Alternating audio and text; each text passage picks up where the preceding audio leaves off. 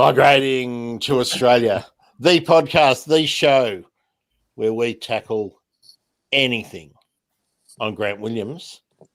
I'm your non-expert co-host.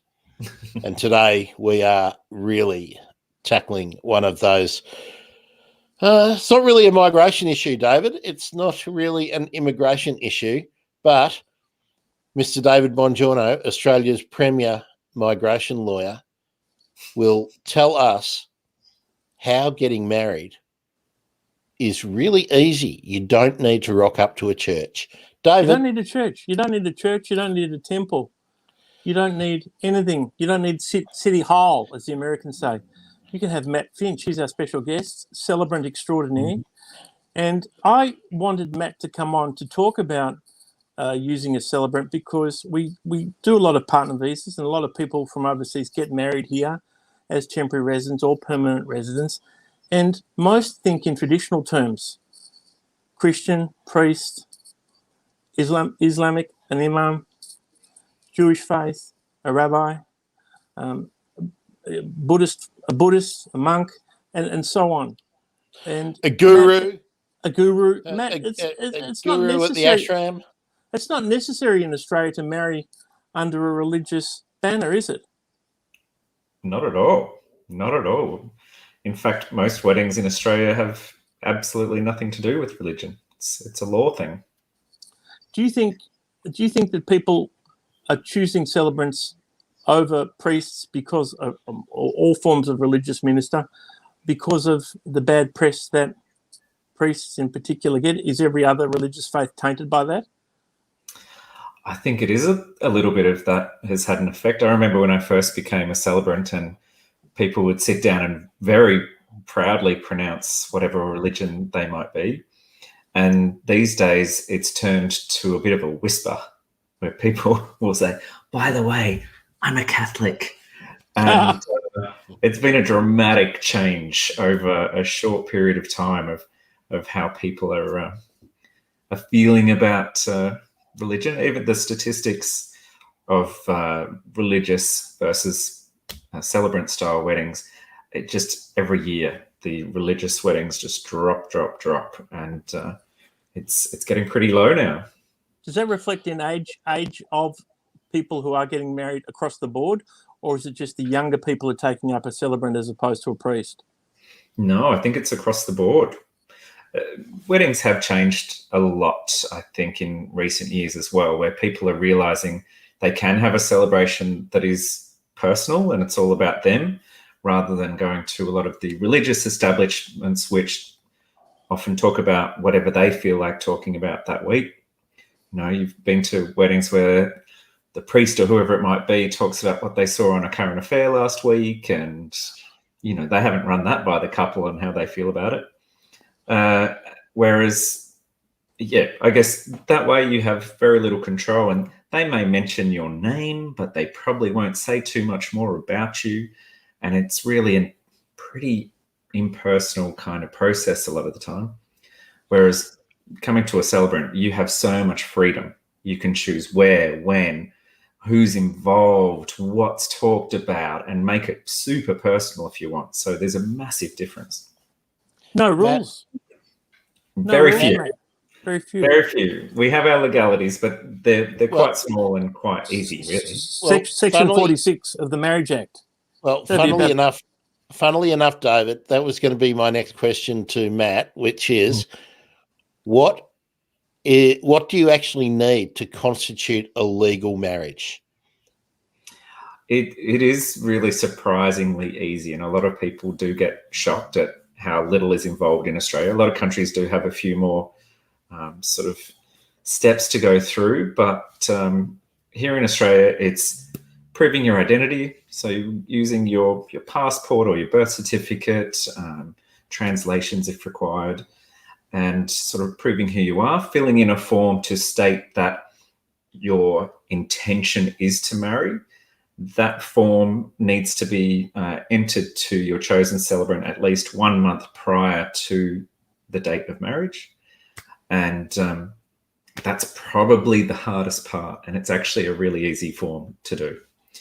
Matt, Yeah. Sorry, Matt. You mentioned it has to go to your chosen celebrant, but if you if can you get married without using a celebrant? Can you do like we see on the TV?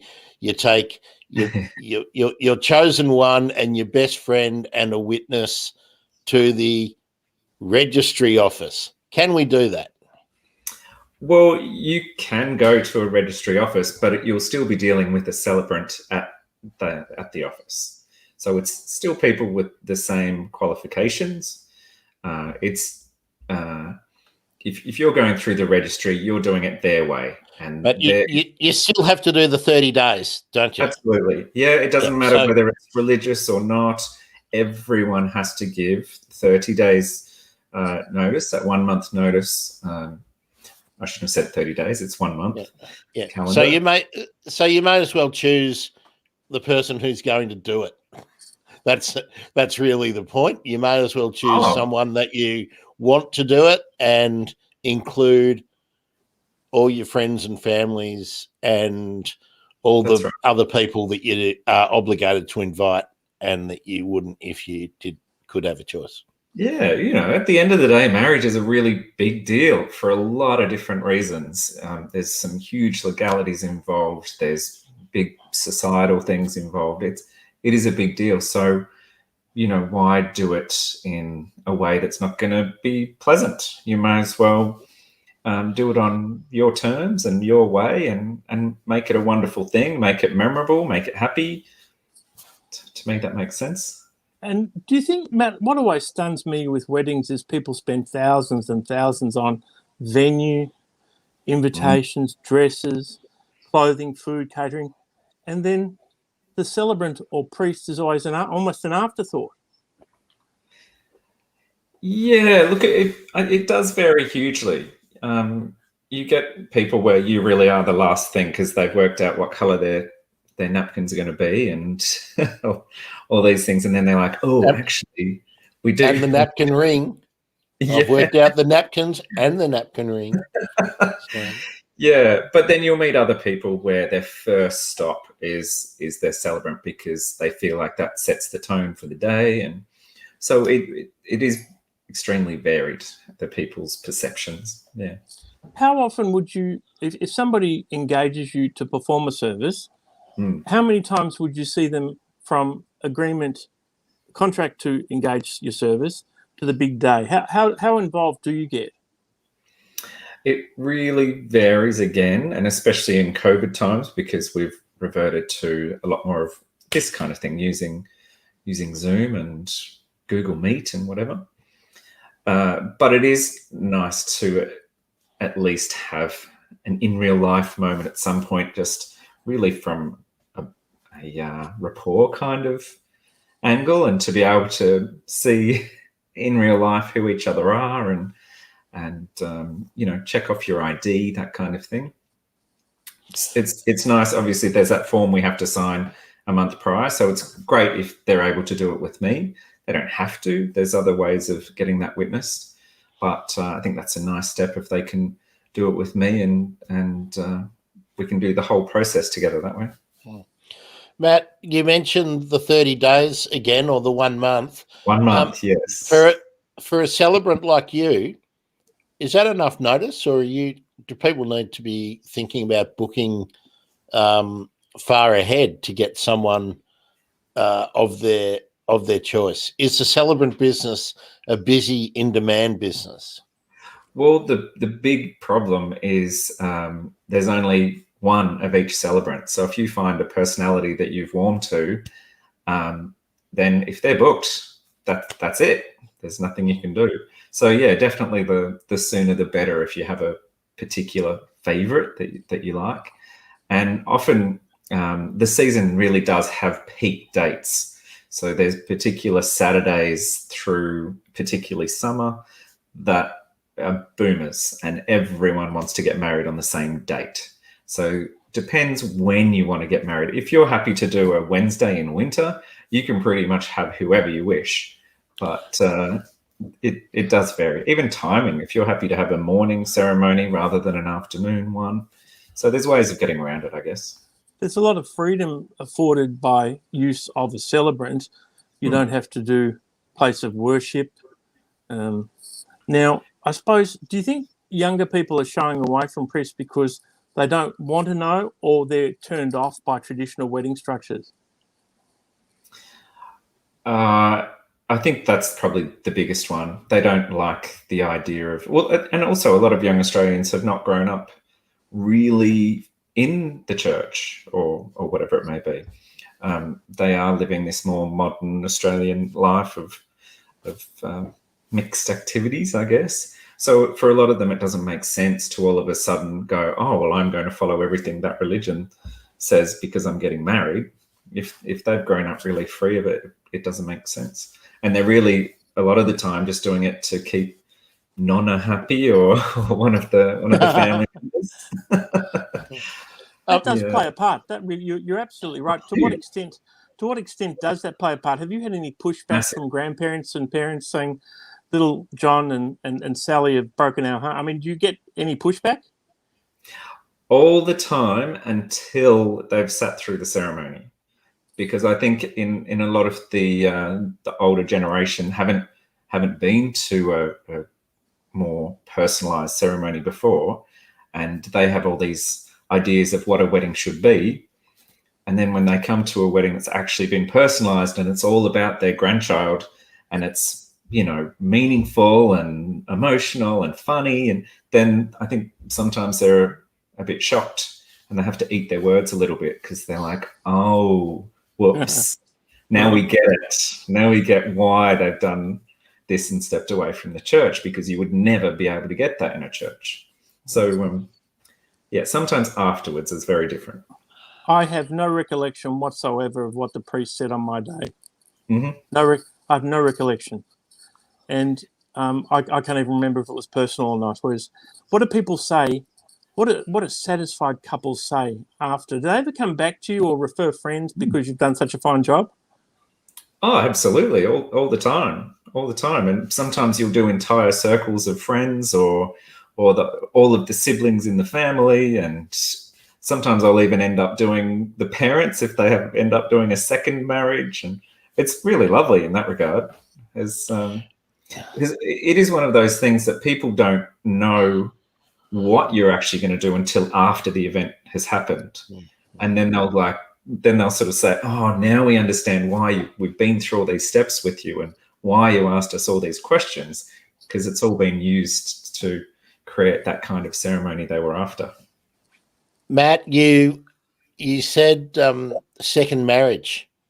Now, David and I probably got our orders round the wrong way a bit, because we interviewed a divorce lawyer before we spoke to you. She talked about the ease of divorce. Is it easier to get divorced or easier to get married? Oh, it is. That's the funny thing with marriage. It's really easy to be married. It's very hard to undo that. And that's, probably a thing that not a lot of people realize until they're in. And the versatility is most appealing. And have you ever had any themed weddings of note that you can share with us? Yeah, look, there's a lot of people that love the idea of getting a bit creative with it. I can't say I've done too many, but my favorite was definitely a Halloween wedding where the couple really did have a bit of history. They'd met through a Halloween theatre restaurant, and they actually wore the same costumes that they had when they met on the wedding day. So he was entirely green and she was purple haired and the whole thing. And I was a Dracula. I was a vampire. And it was fantastic. And it suited them perfectly. It was exactly them.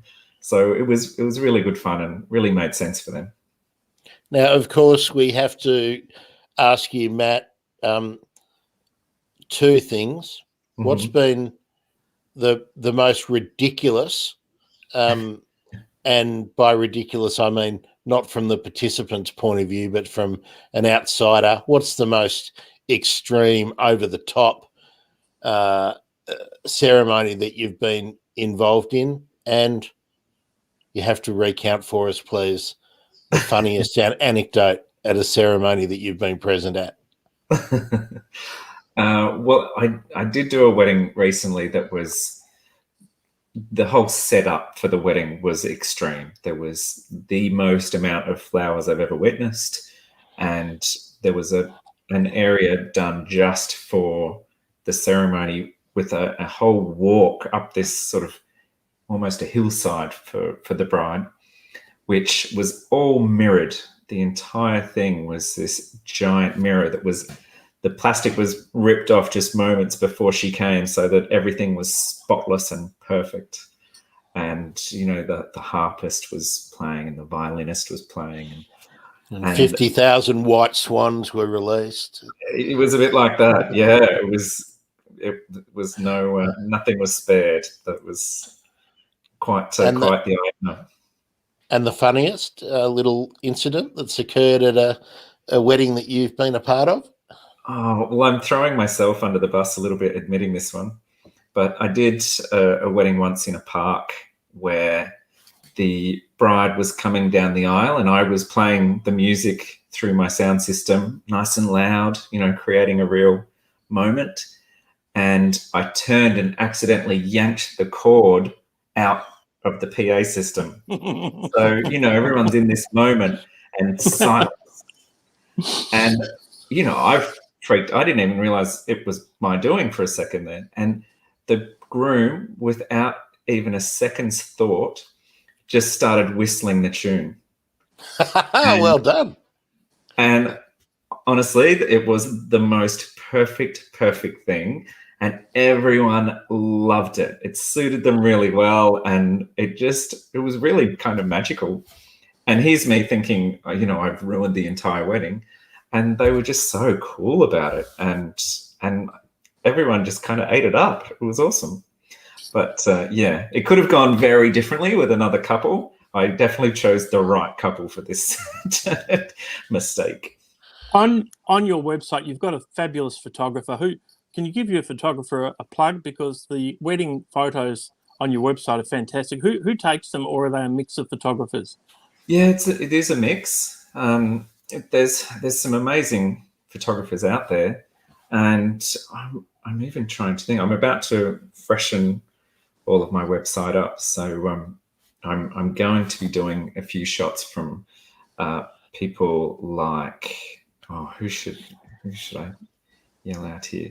Well, there's a guy called Corey who has done a whole bunch of really great photos for me. So I have used his quite a bit, and we'll probably use some more. I do send out a bit of a list to anyone that inquires with me, because often they're not really aware of all this huge range of choices that you've got with weddings, and it is a bit overwhelming, and most people have never planned before. So I do sort of send out a bit of a list of different options, videographers and florists and things like that, to try and help with exactly that sort of thing. We talked about the funny ceremonies. When I was looking at your website, I picked up on the emotion of each wedding. That's how good the photos are. What's been the most emotional celebration for you as a celebrant, where you've had to actually struggle to maintain your composure? What's been the most moving? I've got to say, when the equality vote went through, and wow, that just took, weddings are emotional anyway, but that just took the emotion really to another level. I had these two beautiful gentlemen that had been together for, I forget, something like 50 years.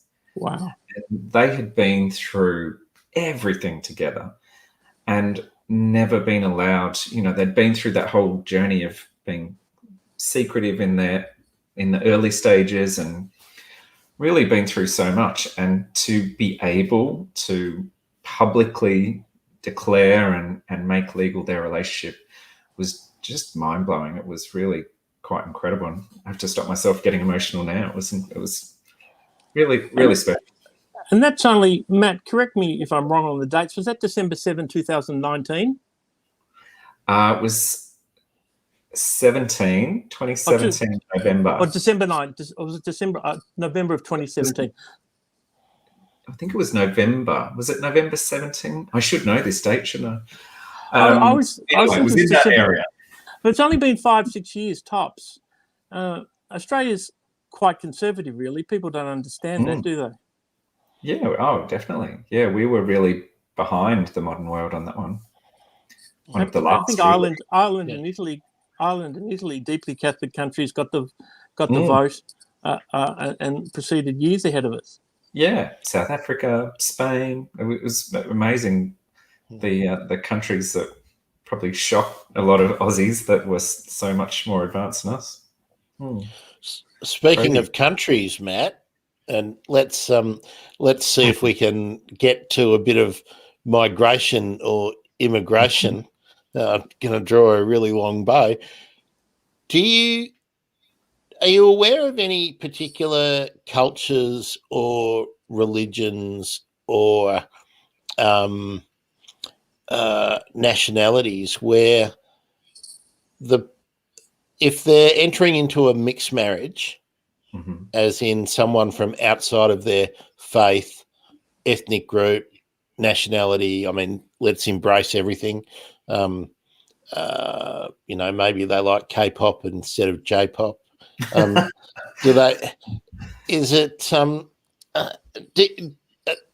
you aware of any particular group that finds it difficult to in my experience, and I'm sure it varies hugely, but for me it's been more of the Muslim acceptance, that you've really heard some tough stories and some tough instances where, they're just two kids in love and they just want to move forward and have a happy life, and the family and the society really make it hard for them, and it's really heartbreaking that they just want to love each other, and all these roadblocks come up from things that, I don't know, are, in my little opinion, focusing on the wrong things. We see it from an immigration perspective when young students fall in love across faith, and because they're adults and because it's Australia, they're most relieved to learn that they can go and see people like Matt Finch, and mum and dad, because they're adults, mum and dad back in whichever country they're from originally, don't need to know. So you would have that problem with Australian Muslims. Is that where you've seen it most? Because a lot of international students who come, for example, can marry across faith, and because they're adults, the input of mum and dad is minimal back in the home country. So they're lucky that way, and they need to know about people like you, because it does present a dilemma for them, and they don't understand that celebrants can marry across faith. I mean, the only thing you've really got to make sure you read out Section 46 of the Marriage Act, isn't it? Do you read that, or do you know it by heart, or do you have to read it under law?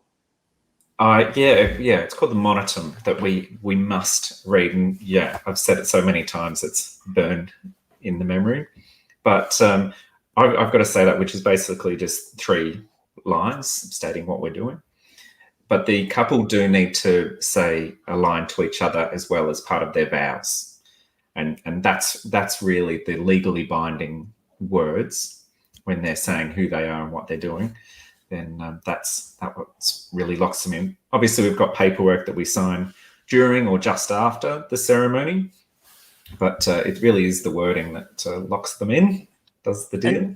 And do you have to, I mean, everybody knows it from a movie, and I can't remember from my marriage, the speak now or forever hold your peace. Is that part of, that's just a movie cliche. No, look, some people, actually, I think the last few times I've done that has purely been for the comedy angle. That someone will set something up. I was going to say, did they plant the crotchety old uncle or the allegedly ex-boyfriend that works in their office in the back row? Yeah. So, exactly. So it's never part of a lawful ceremony. Not at all. Not Wonderful. at all. It's a really old thing where in the days where we didn't have, the internet and phones and whatnot, it was really just making sure that this person hadn't rocked up when they've actually got a wife in another village or something like that. So it was just trying to get the locals' knowledge to make sure that these two people were actually free to be married. That's where it originated. Talking about the other village, you're not bound by state. You're bound by federal law, so you could marry someone anywhere in this country, correct? That's right. Yeah, so we can marry anywhere in the country. The funny thing is, it's all the paperwork side of it is all state-based. So whichever state we're in, we have to follow their policy on all the nitty-gritty, but which is kind of crazy. But what are some of the differences between the two biggest states in the country, Victoria and New South Wales? Anything significant, or is it just minor? The biggest difference is the speed. New South Wales is very fast at processing a marriage. They'll do it in a few days. Victoria is very slow. I think at the moment they're about 4 weeks to process a marriage. It got up to about 6 weeks during COVID. So I don't know why we're so much slower than them, but that's a bit of a pain for some people. There's 2 certificates, isn't there? There's yours on the day and then the extract that comes later. Both binding. Well, the one that they do on the day with me is the one they get to keep is really more of a pretty certificate. It's more of a memory, really. It's a legal document, but it's not a strong one. The one that they can get through births, deaths and marriages, that's the strong one. That's their strong marriage that they would use for changing their name and, all that evidence with banks and real estate and things like that. Now, talking about changing name, you don't just marry people. You can do a whole host of other ceremonies. Can you tell us a little bit about those? Because people who are here, first, second generation, may not know what else you can do, because a priest gives a service, a priest can marry, a minister of religion can marry, but you can do many more things. Tell us a little bit about that. Yeah, I guess weddings are the only one that's really legal. A lot of the other things we do are just ceremonies of life. So you'll find a lot of celebrants that will do funerals. They might do things with a baby rather than doing that religious process of doing like a baby naming kind of ceremony. And then, it's any kind of celebration. It might be launching a boat. It could be anything. But a lot of those things, they're not legal things. It's really the marriage that is the one that has all the powers. Now, how long have you been practicing as a celebrant for? I've just gone over a decade now. A decade? Yeah, crazy. It's gone quick. Really fast. Yeah, it has. My word. Mm. And COVID has changed it, obviously, with Zoom. How do you what do you do to sort of maintain the intimacy with Zoom? What are some of the tricks how have you adapted to this new climate? Yeah, well, there was no choice. You sort of had the change. It was really because before COVID, I used to try and encourage people to do a bit of Zoom meetings, and no one was interested. I'd have about a 1 or 2% pickup on the offer. And now it's the opposite. I'll say, do you want to meet in real life? They'll say, no, Zoom's fine. So it's done a total flip.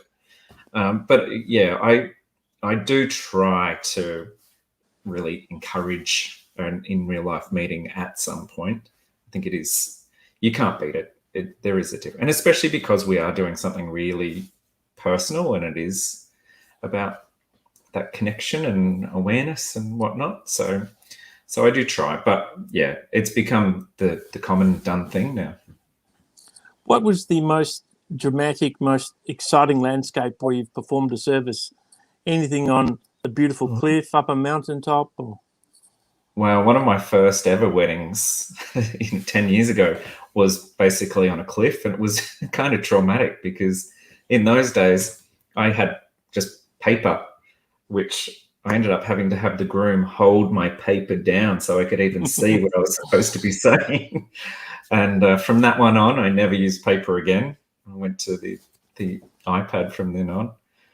But that's pretty stunning. Even in COVID, just doing some little mini weddings, people got quite creative. So one, we just did a little walk into the middle of a forest and just found a nice little spot in nature.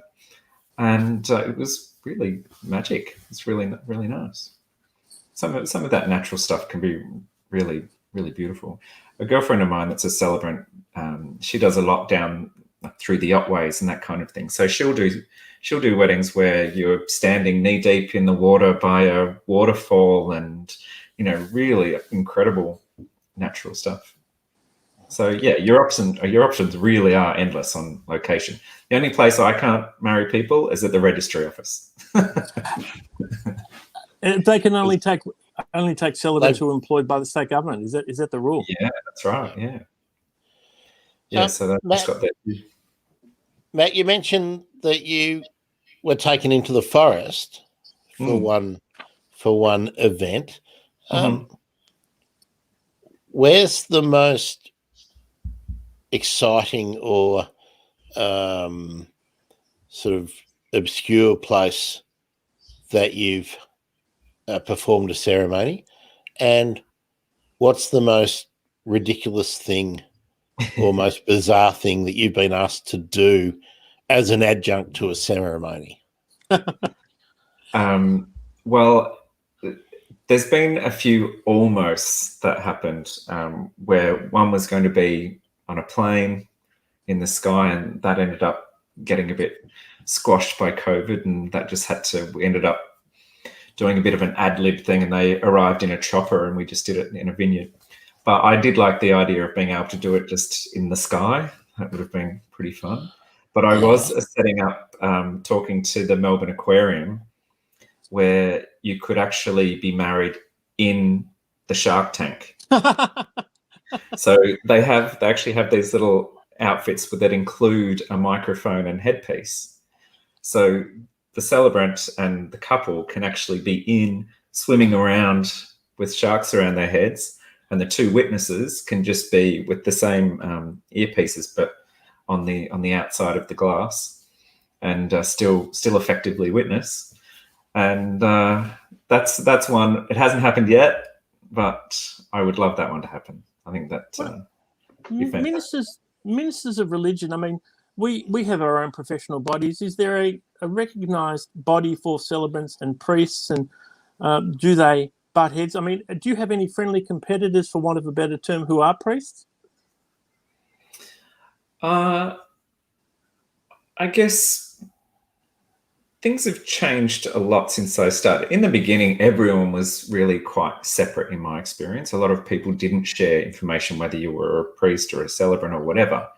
But I do find that these days it is becoming more of a community and more shared, and helping each other out, especially through COVID, where we've got couples that are changing for their fourth time their date and their location, and you can't always switch to what that is. So there has been a lot of really lovely community in helping each other out with, I can't do this date because I've already got a wedding. Can you help me out? And sort of passing the information and finding the right celebrant for each couple and that kind of thing. So I think it's come a long way. We actually run a wedding industry party, which is called the Community Over Competition Party.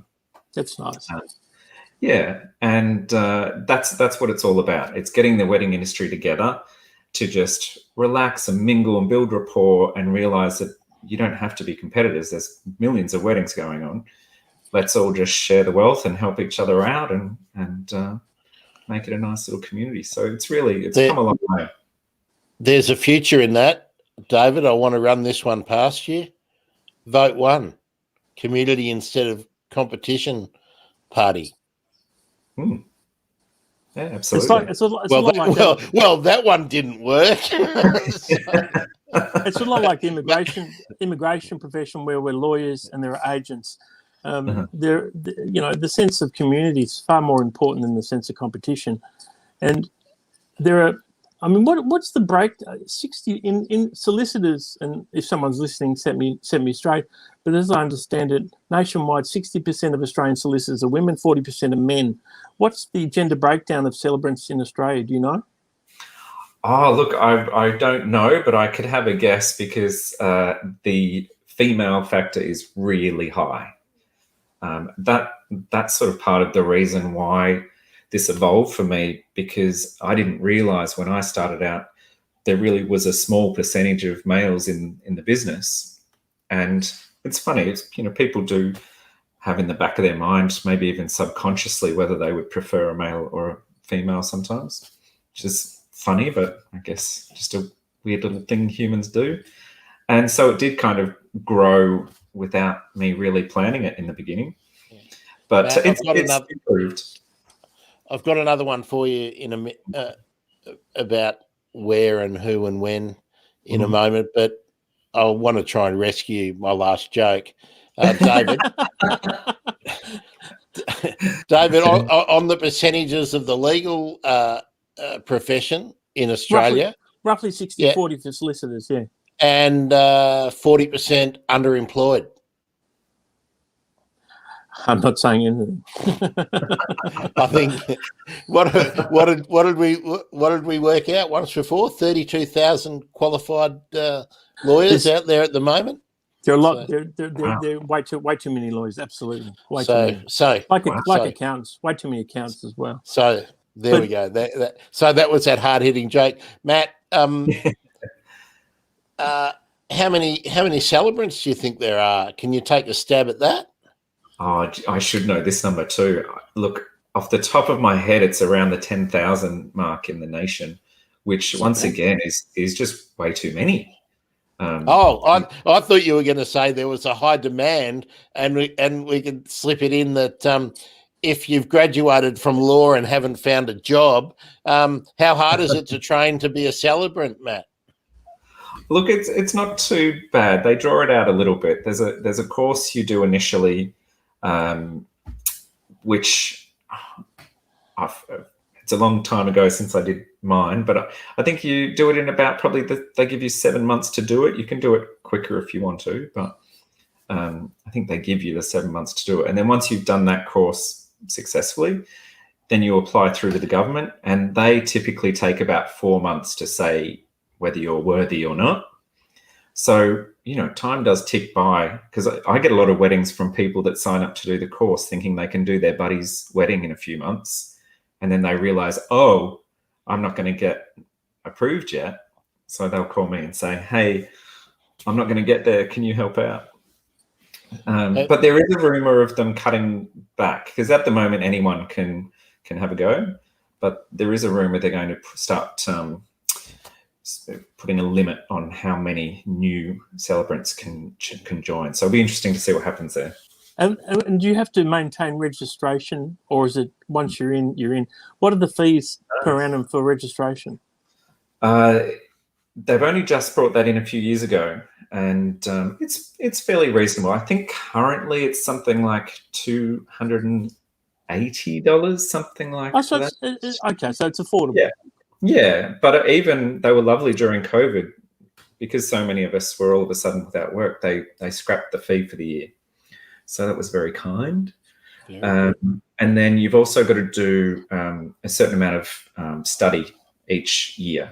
So ongoing professional development courses, and you have to then give evidence that you've completed a certain amount of hours through every year to prove you're keeping up to date with all the latest law changes and whatever.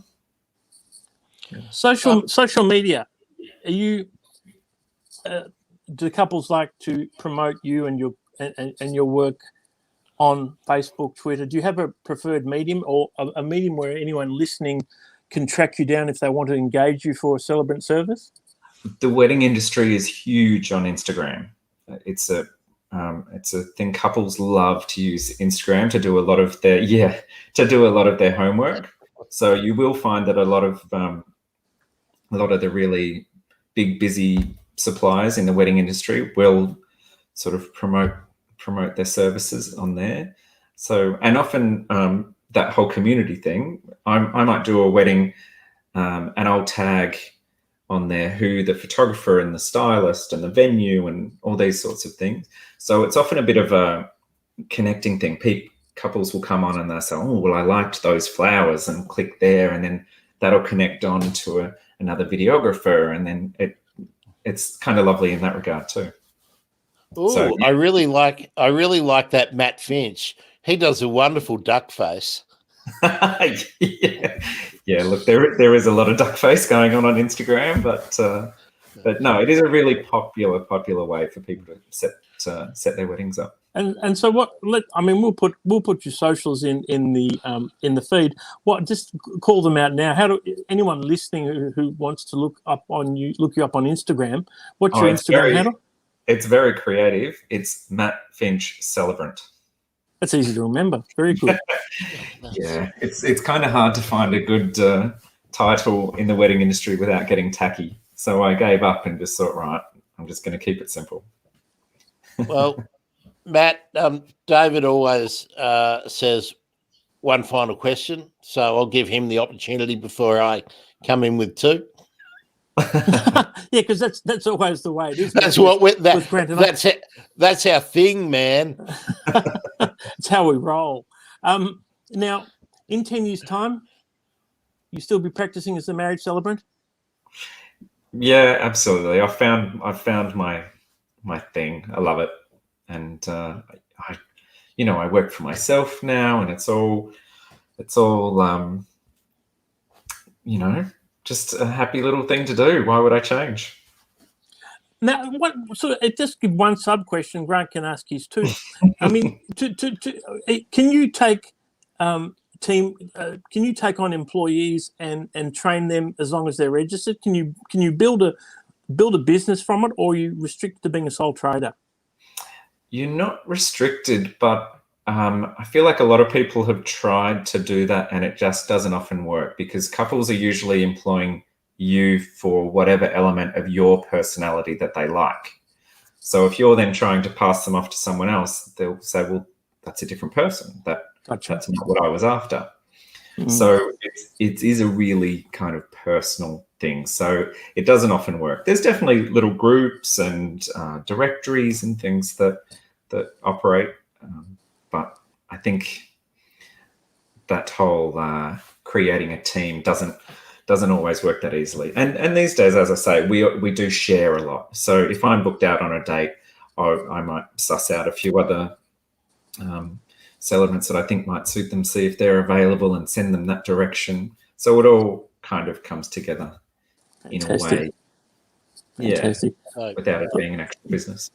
The real final two questions from Grant. So Matt, have you ever had to do anything like extreme dress-ups? Have you ever had to do a Rastafarian wedding as Bob Marley? No, my craziest one's definitely the vampire. That's great. That is great. That was a lot of fun. But yeah, you see a lot going on. A lot of people are into this whole cosplay boom. So there is a bit of that going on. People still love an old Elvis. That's still popular. And there's a bit of that old medieval that you'll see pop up. Maybe a Lord of the Rings kind of style. They're still happening. They're still popular. And Matt, if someone has some really extreme ceremony in mind, mm-hmm. And they want to reach out to a celebrant like yourself, would you marry someone on the way down from a 60,000 feet plane jump? Oh, absolutely. For sure. I don't know how that would work microphone wise, but yeah, skydiving is in. Well, oh yeah, for sure. Yeah. For sure. All right. Well, that's just giving you an idea. You got the Shark Tank, you've got the skydiving, and Elon, if you're listening, Mars. Yeah. Yeah. Matt, thanks. Mars. I could do that. Thanks for coming on, Matt. You've been fantastic. No, I'm very impressed with all those questions. You had all sorts. pumping out there. That was great. Mate, we're professionals. Don't spread the word, but we're professionals. Matt Finch, celebrant extraordinaire on the Migrating to Australia podcast. Thanks for coming, man. Thank you, gentlemen. Lovely to meet you, Matt. Thanks very much for being with us. Mr. David Bongiorno, we didn't even have to do our disclaimer today because we obviously weren't dispensing specific legal advice. But what we will do is a little tie-in. If anybody wants to do an 820, 801 partner visa, they don't need a minister of religion. They can call Matt Finch. There's the tie-in. Hey. But Matt can do visas. What? Matt can do the celebration. Matt can do the ceremony for the 820, 801 visa. I was going to say. It does get confused. It's quite often that people will try to get the visa advice from us, and it is a big no-no. We just have to say, no, talk to David Bongiorno. He'll answer it. But it is something that's important for people listening. They don't need a minister of religion for the wedding ceremony, for the 820, 801 visa. If they want to get married, they can use Matt. And Matt, tell me your website address so people listening, how can they reach out to you? It's very easy, mattfinchcelebrant.com.au. Easy. And feel free. I'd love to help you out. We can make it nice and easy and make it personal. And that's what sets you apart from ministers of religion. It's about the people you're marrying, not about the minister themselves. That's right. Yeah, all about them. I'm going to be rushing over to your Instagram to check out your duck face and to see if you've got the Kim Kardashian padding going on. Go for it. Now, David, you don't have any duck face on your Instagram, which I'm very disappointed about. And I haven't even, when I searched you on Twitter, there was no duck face there either. No, I like black and white, up close and personal. No duck faces for me. No duck faces for me. Dear listener, if you need David's assistance with any kind of visa or immigration matter, that's pretty easy. At David Bongiorno. How do you spell that? DAVIDBONGIORNO, all one word. Fastest way to get in touch is direct message on Twitter.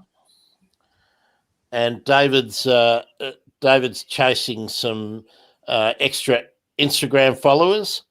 I can help you out with that one, David. At David_C_Bongiorno. Nice and simple, that one, mate. No, I didn't get. I was too late to that one. Too late to Instagram.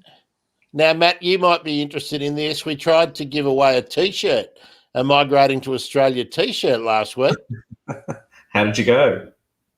Well, let's put it this way. Let's put it this way, Matt. Nobody has successfully answered the question as of yet. Ooh.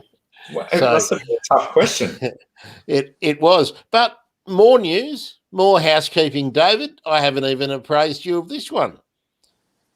The Migrating to Australia Instagram account will see the light of day on 1st of July. 1st of July, we're bringing in the financial year with probably the most earth-shattering immigration-related social media event to occur in the whole pandemic. I think you might be onto something there, Grant. And the Instagram handle will be Migrating to Australia podcast. Nice and easy. Very, very, very difficult to remember. Nice and easy. So there is still a chance if you want to win the Migrating to Australia T-shirt, but you have to go back to listen to the last episode to hear the clue to be able to send me an entry at grant@migratingtoaustraliapodcast.com. Hey, David. Grant. We've done it. What are we doing on Tuesday?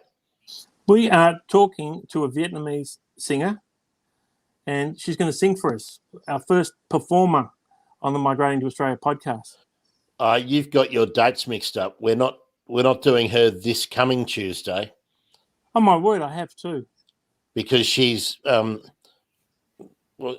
she's got she's going somewhere which is far more fun than anywhere you and I are going this week. The snow. Now, what are we doing Tuesday then, Grant? Remind me.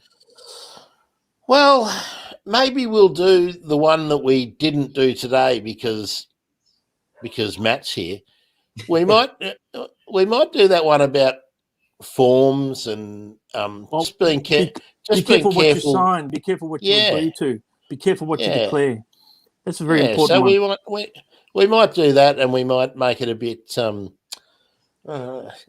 fun.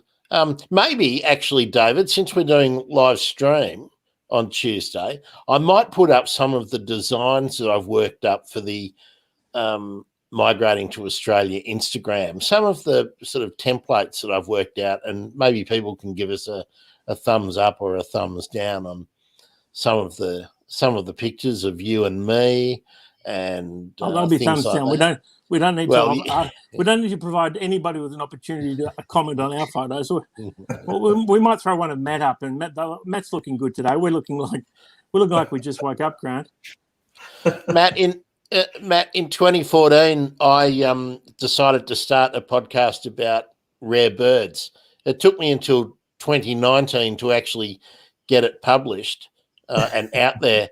But I've got photos of some birds standing on my head with me with a microphone and interviewing conservationists in Indonesia. Luckily, I feel like I don't need to see this. Well, luckily in the last few years, I've actually learned how to make the sound go from the microphone into. I did 2 whole days interviewing people in Indonesia, and not one second of it was usable. But I got some good photos out of it. So yeah. Well, dear listener, we've done it again, David. We've managed to waste about 7 or 8 minutes of our our listeners' valuable time. Thanks so much for being with us again on the Migrating to Australia podcast. I'm Grant Williams. If you want a podcast, you can reach out to me because I know how to make that happen and make that happen easily. Grant at migratingtoaustraliapodcast.com. Look up Matt if you're getting married.